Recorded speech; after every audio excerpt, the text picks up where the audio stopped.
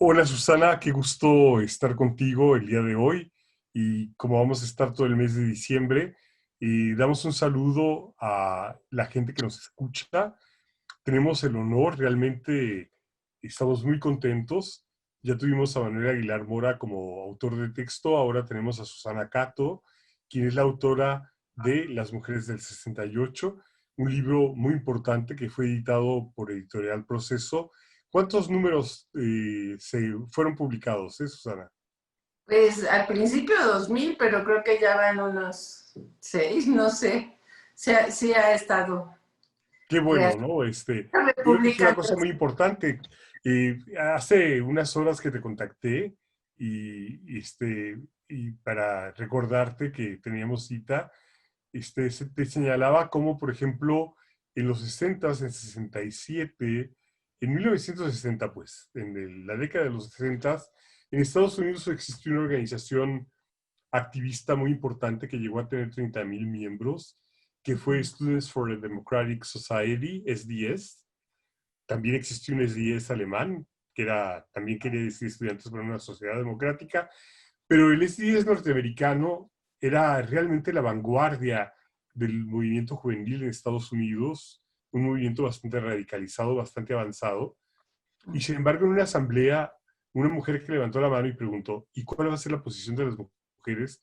La respuesta fue de quien llevaba la mesa, que era un militante de SDS, fue, la posición de las mujeres es y será horizontal. Digo, esto puede mostrar qué tan grave el sexismo en los 60, no solo en México, ¿no? Digo, seguramente mucho más en México que en Estados Unidos, pero si en Estados Unidos era así de sexista todavía, realmente en México sería mucho más terrible. Yo Claro, recuerdo también en 1973 que tuvimos la convención Amerindia aquí en Tijuana con chicanos y mexicanos de este lado de México y chicanos del otro lado, que son los mexicanos de Estados Unidos de la diáspora. Este, Mi hermana Mabel, me acuerdo que dio una conferencia sobre el movimiento feminista en México, sobre sus perspectivas. Ella ya estudiaba psicología en UNAM y era militante, y era activista y era feminista. Y las mujeres de la izquierda tijuanense la acusaron de divisionista, de querer dividir a las mujeres de los hombres sin entender la especificidad de las necesidades del movimiento de las mujeres, así como hay una especificidad del movimiento de los campesinos. No por existir un movimiento campesino se está en contra del movimiento femenino. Entonces, tu trabajo es un trabajo muy importante porque da a la luz precisamente a esas mujeres que fueron muy importantes para todos nosotros y que pasaron realmente por el lado oscuro de la historia. Gracias a ti, se visualizan, este, digo, hay varias que yo conocí, las conocí gracias por mi hermana. Mi hermana además era cantante de jazz, Mabel. Entonces estaba en México estudiando psicología y estaba cantando jazz y era muy amiga de ah, Rosaura Revueltas, ¿no? claro. También era muy amiga de Rosalinda, de los folcloristas y de otras personas. Bueno, ya no me acuerdo de cuántas personas más. Bueno, era amiga de casi todos, ¿no? Del Por mundo. muchos años. ¿Qué te motivó a realizar ese trabajo? Bueno, Jorge, antes que nada, déjame agradecerles porque para mí es un honor y un placer estar con ustedes en Tijuana. ¿Qué más quisiera que fuera en persona? Nosotros Tijuana, también. bueno, Baja California es como mi segunda tierra. Mi hija nació en Ensenada, entonces para mí es muy un contento grande estar con ustedes. Y hablar de este libro, porque este libro de verdad es una joyita. Yo fui periodista toda mi vida y alguna vez leí un escritor que dice, tú eres tu primer lector, entonces si tu libro a ti no te gusta, tíralo a la basura, ¿no? El que estás escribiendo.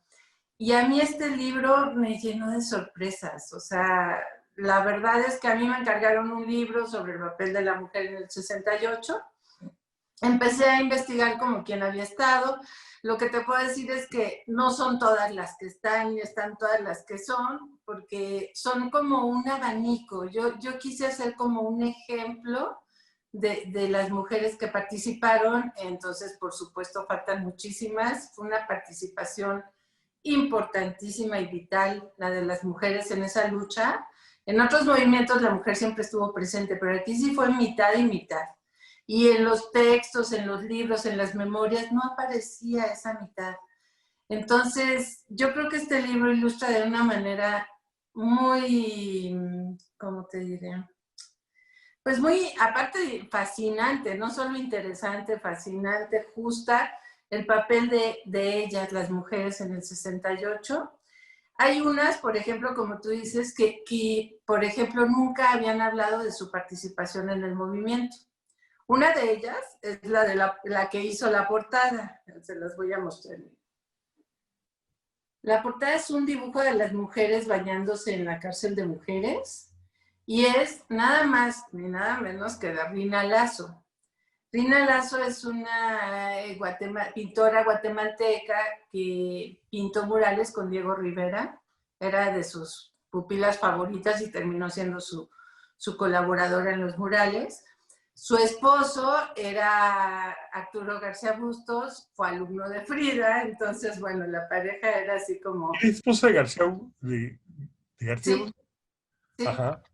Entonces, ella estuvo con Diego, él con Frida, y ellos hacían una pareja hermosísima, pero ella en el 68, su esposo sí estaba en la lucha, ella no, ella estaba en su casa cuidando a su niñita recién nacida, y el único pecado que cometió es que firmó un desplegado con los artistas, entre ellos todos los grandes firmaron a favor de los estudiantes, Juan Rulfo, bueno, no recuerdo ahorita los nombres, pero era la vanguardia cultural de México, todos firmaron. Ella firma a favor de los estudiantes y una noche llegan a su casa a detenerla, se la llevan a prisión y se queda en prisión unos meses. Imagínate, por haber firmado un desplegado. Ella lo que hace en prisión es ponerse a dibujar a lápiz a las presas y son estos dibujos maravillosos que son un testimonio de ese momento. Y ella no le había contado a nadie nunca jamás esta experiencia. Pasaron 50 años, tuve el privilegio que me la contara a mí y poco después ella murió. Entonces queda este testimonio increíble de este pedazo de su hermosa vida, porque fue una hermosa vida. Todas ellas son unos personajes sorprendentes. O sea, bueno, hay dos mujeres de Baja California que entrevisté.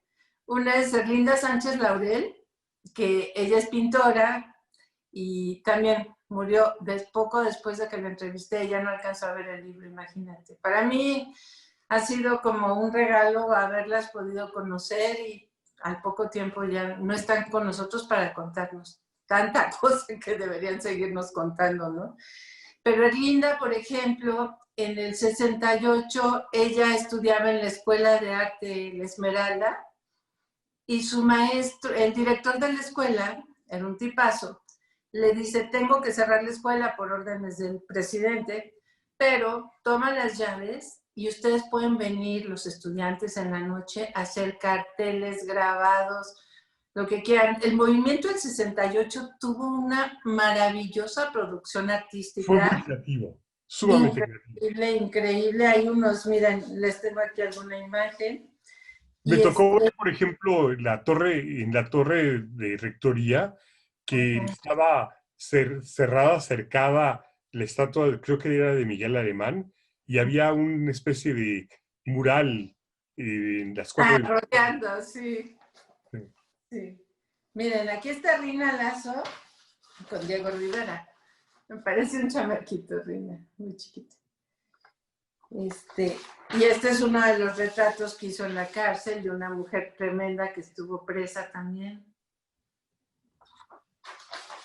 Ay, te digo que para mí este libro fue como abrir un cofre del tesoro porque me encontré cosas increíbles, fascinantes y que creo que la historia de México se enriquece muchísimo, muchísimo con estos testimonios. También la lucha de las mujeres ahorita, por supuesto, o sea, es una herencia preciosa. Pero miren, este es el tipo de carteles y cosas que se hacían en la Escuela de Arte en la Esmeralda y que Erlinda Sánchez Laurel dirigía. Erlinda, les digo, es de Ensenada y al morir estaba pintando otro mural sobre el 68, ya no alcanzó a mostrarlo, pero lo terminó, ¿eh? Gracias, de veras, gracias. No, bueno, gracias No, a es que que realmente tu libro viene a llenar un vacío que no tiene ya por qué existir. O sea, si nosotros leemos, por ejemplo, la historia de la independencia, la historia de la reforma, sí aparecen mujeres, pero muy pocas se aparecen en un plan secundario en que hayan cumplido un rol medular e importante, ¿no? Vemos, por ejemplo, la reforma y la lucha contra el imperio y la intervención francesa, y no se menciona a una sola mujer. O sea, no hay una sola mujer que se mencione. Y se ha no de es haber porque no hayan estado existido, puesto. ¿no? Sino porque simplemente no se guardó un testimonio de ellas, porque una sociedad tan falócrata, tan machista como la sociedad mexicana, y sobre todo en aquellos tiempos, pues simplemente no les daban un lugar. Los lugares que les daban eran verdaderamente lugares secundarios, ¿no? Entonces el hecho de que quede un testimonio y que este testimonio haya podido ser hecho a tiempo, yo creo que es sumamente importante y es algo que tenemos que agradecerte, ¿no? Porque realmente están todo ese sector de la población, que es el sector femenino, que participa de nuestra sociedad y que de repente pasa desapercibido, desafortunadamente, precisamente por ese carácter machista de la sociedad mexicana. Sí, fíjate, y un poco como tú decías al principio, era un momento de lucha en los 60 frente a ese machismo, que mira, te diré que el machismo de ahora me parece peor, ¿eh? Yo creo que sí somos sociedad salta para atrás, porque no había feminicidios, por ejemplo. Pero bueno, el machismo siempre existió. Y los años 60 eran un momento de liberación mundial para jóvenes, hombres y mujeres, tremendo. Entonces, sí, las chavas marchaban hasta con el derecho a usar minifalda y con sus minis chiquitas, ¿no? Fue un año muy, muy hermoso porque fue un año de veras, de lucha por la libertad, pero además había una unión que es ya imposible casi porque estaban, bueno, hombres y mujeres de entrada luchando, ¿no? Pero estaba también la UNAM, el Poli, las normales, la escuela de pintura, la escuela de antropología. No fue una lucha nada más de la UNAM, como a veces se maneja, ¿no? Fue una lucha de todos, estudiantes, hombres, mujeres, el pueblo. También los estudiantes iban mucho a las fábricas, a los mercados. O sea, no estaban en su lucha elitista, sino de verdad era una integración social, una lucha social, que fue un momento, por un lado, como muy gozoso, muy libertario, muy solidario, increíble. Y por otro lado, por supuesto, la respuesta fue lo que lo convirtió en tragedia, ¿no? La respuesta gubernamental a balazos y a madrazos. Ese es el triste destino de este año, que empezaba a ser algo increíble y que además ellos disfrutaron. En las crónicas del libro, por ejemplo, está muy, muy pintada la parte vital, lo que ellas vivieron y que rompía con todos los esquemas del machismo en ese momento, ¿no? Sí, parece que hay una visión que es una visión bastante equivocada, que se ve el 68 únicamente como la represión del 2 de octubre, ¿no?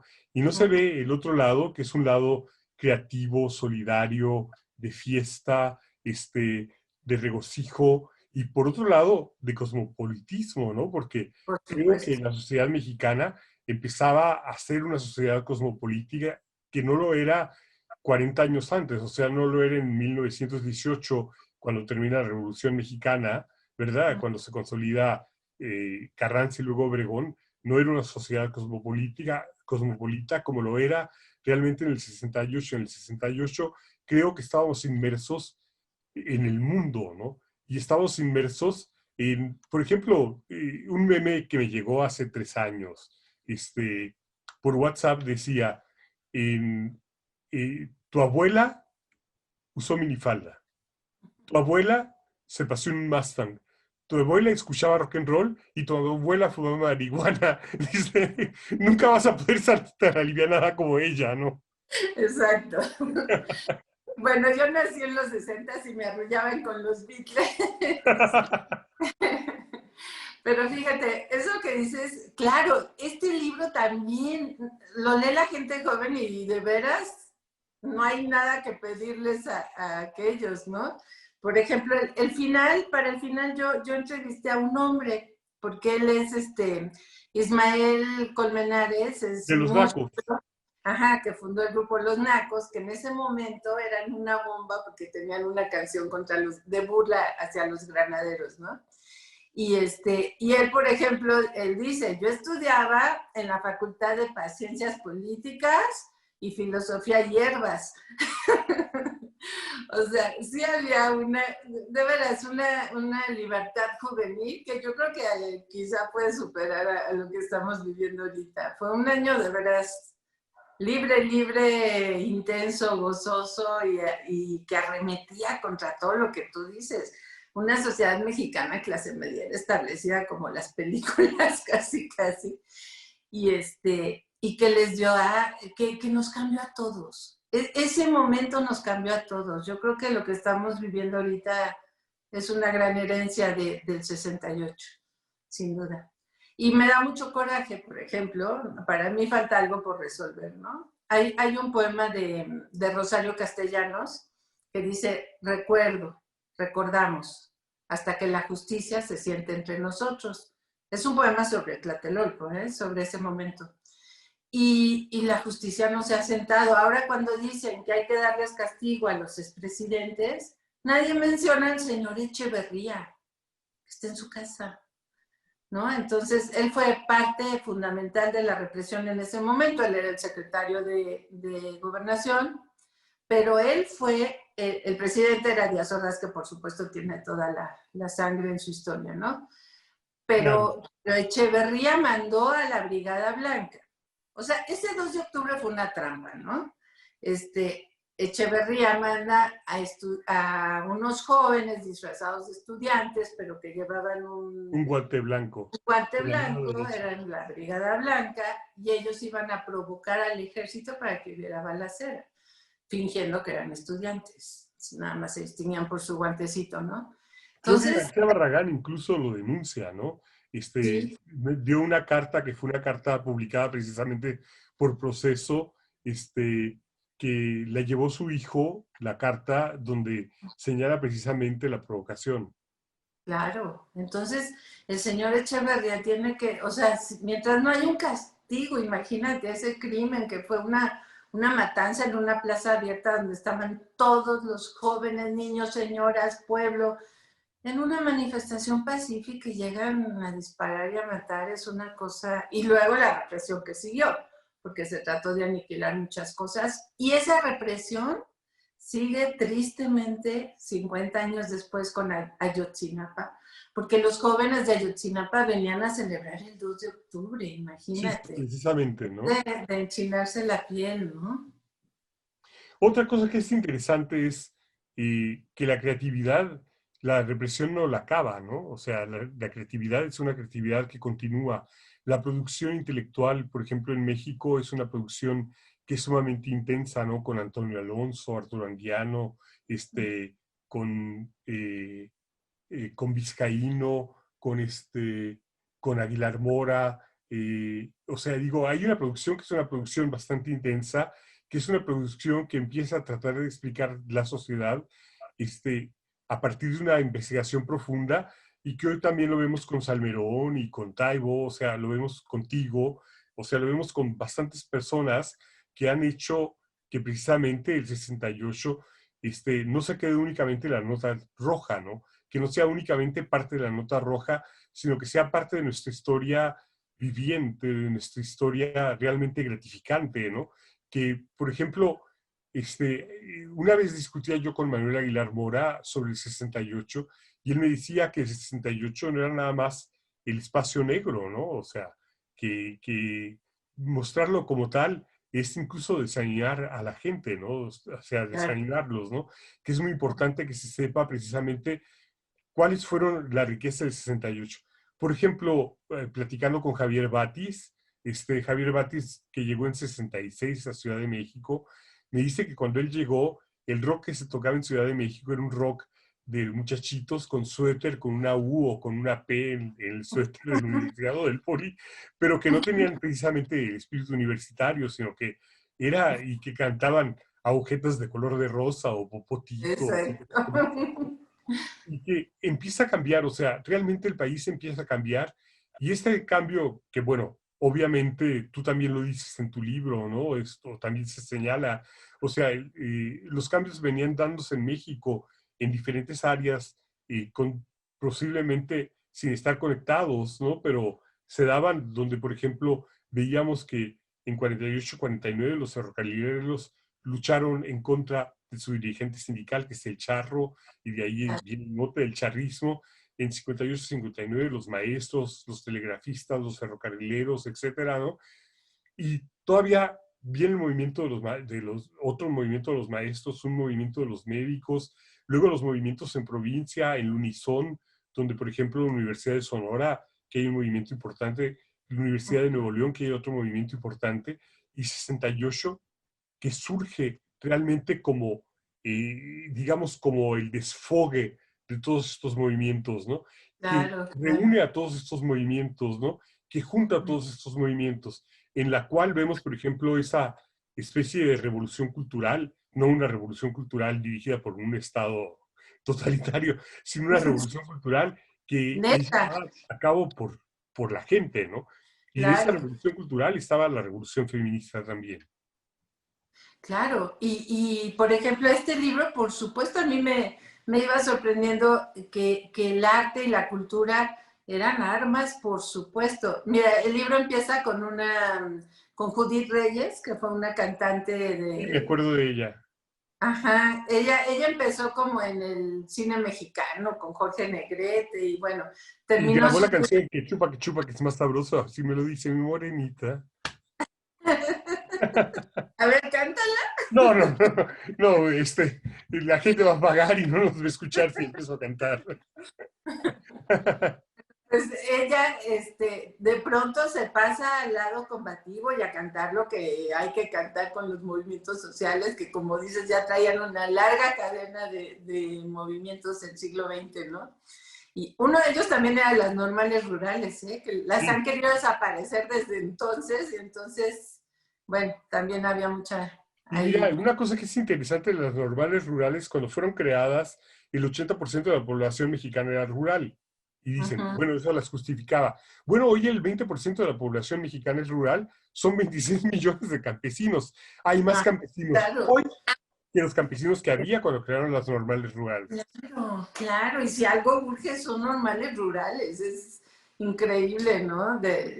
Bueno, entonces, bueno, esta mujer, Judith Reyes, te digo, cuando muere Pedro Infante, también porque lo amaba, decidió pasarse, te digo, a la lucha y a componer corridos de muchos movimientos y luchas y demás. Compuso uno, que aquí lo tengo, no sé si quedan oír tantito, sobre la noche de Tlatelolco, que es muy famoso. Ella y José Pero de bueno, Molina, ¿no? Fueron casi, cantaban en los mismos lugares José de Molina y ella. sí, claro, claro. Y además ella empezó a formar a los jóvenes también, ¿no? Entonces, a influir de una nueva manera de cantar los movimientos sociales, padrísimo. Bueno, entonces te digo, en el libro está presente ella, está María Rojo, nuestra queridísima actriz. Ella había sido, con quien nació el Teatro Fantástico de Cachirulo, ¿no? La niñita que le daba su medicina escondidas al muñeco y ya se convertía en cachirulo.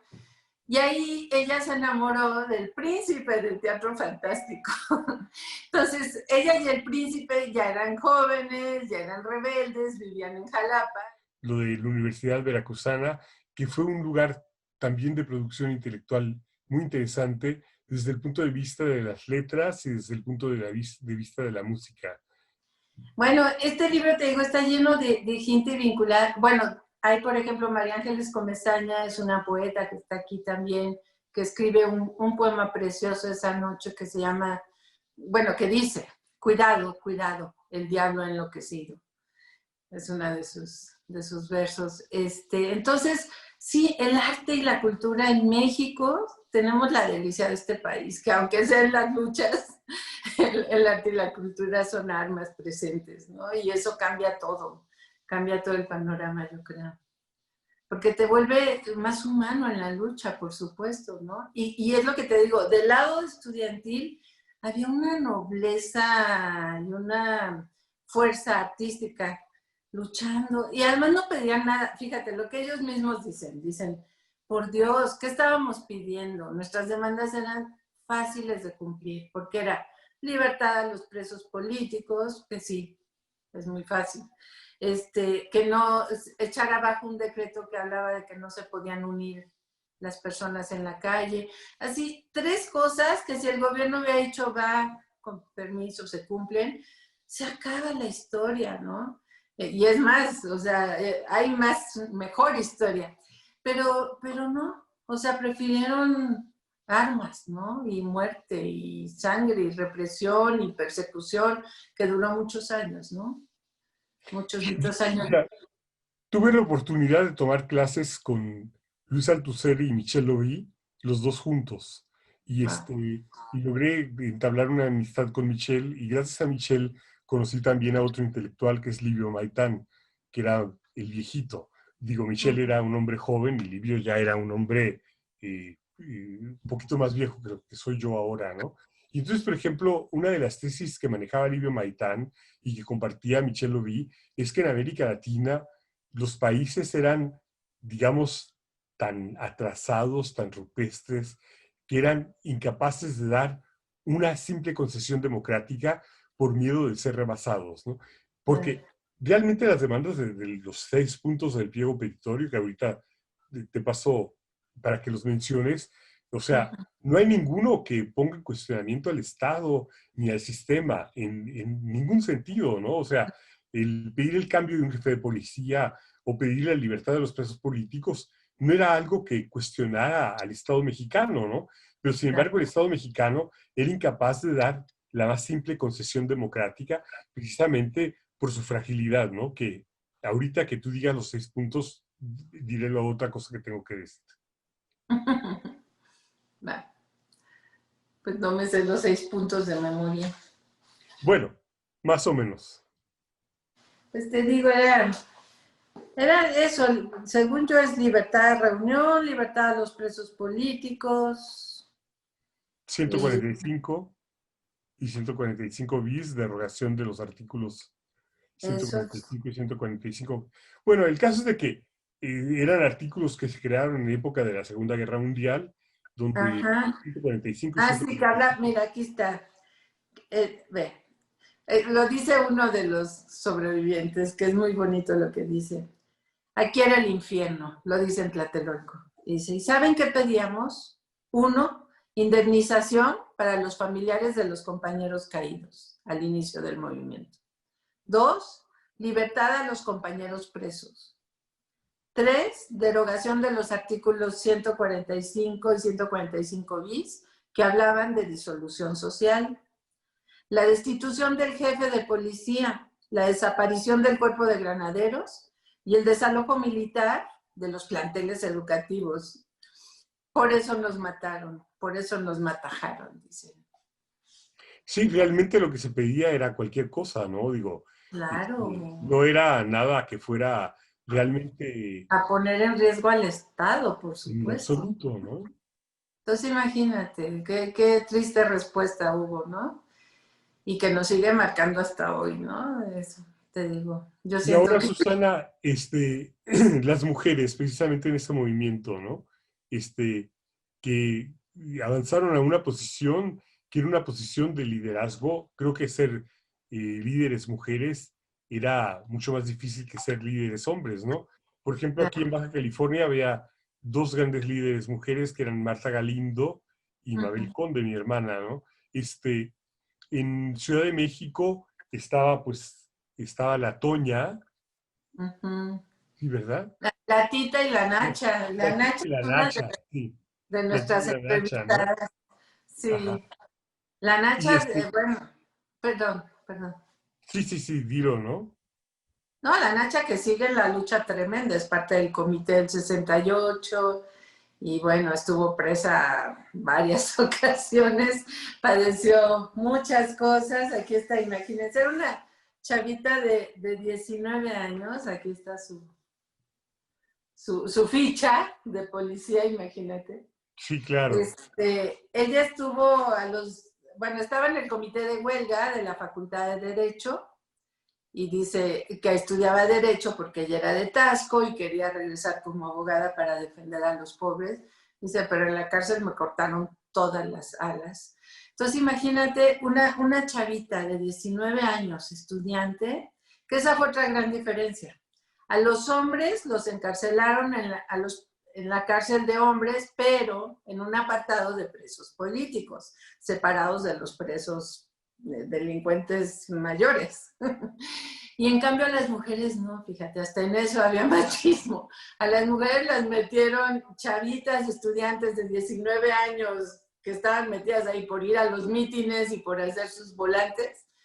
De pronto están con la viuda negra, la estranguladora de la tamalera. Entonces, imagínate, hasta en eso había una discriminación de género, ¿no?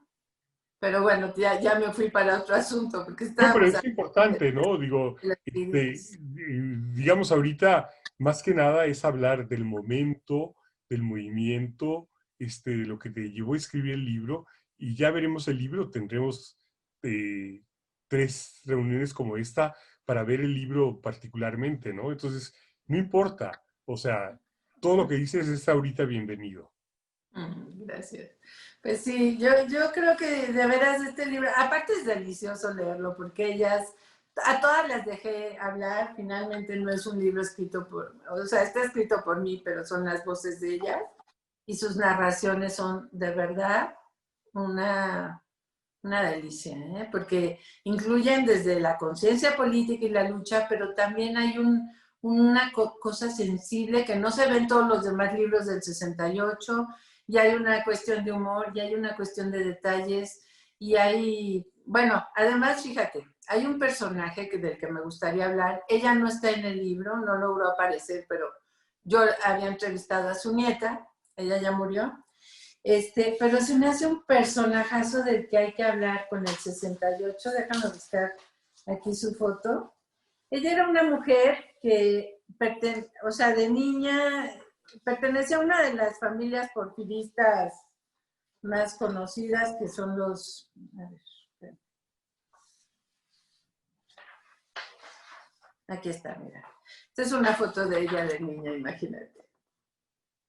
Sí, Entonces, de la familia de María y Casa, ¿no? Entonces, ella ya cuando era mayor, entró a formar parte de las enfermeras de la Cruz Roja, de las damas voluntarias de la Cruz Roja, como correspondía a su clase, y de pronto le toca vivir el 2 de octubre. Entonces le llegan todos los estudiantes heridos ahí a la Cruz Roja, y ella los está tratando de curar cuando se entera de que viene el ejército por ellos y que los están sacando de los hospitales, heridos o no heridos. Entonces ella se indigna y en ese momento se vuelve una heroína de izquierda, porque empieza a sacar la ropa blanca de todos los doctores y enfermeras y demás, y a vestir a los chicos y a sacarlos así, sea como medio cargándolos, pero disfrazados de médicos, para rescatarlos. Entonces es una heroína maravillosa, anónima, pero que merecía haber salido en el libro, ya no nos dio tiempo, pero yo creo que si hay otra edición, ella tiene que estar. Y mira, es la única, solo a 2 mujeres enfermeras en México les dieron la medalla Florence Nightingale, que es como la honra de las enfermeras, y a ella le dieron, aquí está recibiendo la medalla. Pero sí, es una divina historia, a mí me parece. sí, sin duda, ¿no? Es bastante encantadora la historia, ¿no? Este, Sí, sí, es encantador, o sea, no encantador en el sentido de que te abraza, ¿no? y te Claro, y llena de emoción, ¿no? y que te habla de una conciencia que tienen, yo creo, las mujeres, no sé, no quiero decir que las mujeres y los hombres somos distintos, yo sí creo que somos iguales, pero en este libro lo que yo sentía es que los hombres son más en el sentido como de la inteligencia y la razón. Y las mujeres logran combinar la inteligencia y la razón con el sentimiento, y que esta mujer, por más que fuera de derecha, que rezara el rosario, que demás, cuando ve esa indignidad, ella toma el partido por su alma, ¿no? No por nada que tenga en la cabeza, ¿no? Sino por una injusticia que está viendo y que ella va a rescatar a los estudiantes, ¿no? Sí, es un Este, poco como también el caso que es quien hace la introducción a tu libro, que es Elena Poniatowska, ¿no? La cual, independientemente de venir de la nobleza, incluso de la nobleza polaca, es una claro. mujer que adopta una conciencia y que es muy importante en las letras mexicanas y en la conciencia mexicana, ¿no? Sí, claro, y su libro de La noche de Tlatelolco sin duda fue una lectura que tenía que existir, ¿no? Imprescindible. Bueno, quiero aprovechar que nos queda un minuto para decir que va a ser verdaderamente muy satisfactorio discutir tu libro. Va a ser muy encantador conocer precisamente ese lado de la historia, que es el lado de la historia que casi siempre ha quedado escondido y que afortunadamente hoy empieza a cambiar. Yo voy a terminar diciendo algo que dice mi hija. Mi hija dice, lo único que tenemos nosotros respecto a ustedes es que somos mucho más tolerantes, me dice, somos mucho más tolerantes que la generación de ustedes. Y en eso le doy completamente la razón. Qué bueno que se ha logrado avanzar en los niveles de tolerancia y gracias por tu libro. Ay, gracias a ustedes por estar aquí. Aquí. Bueno, pues nos despedimos de ustedes. Nos vemos el próximo martes.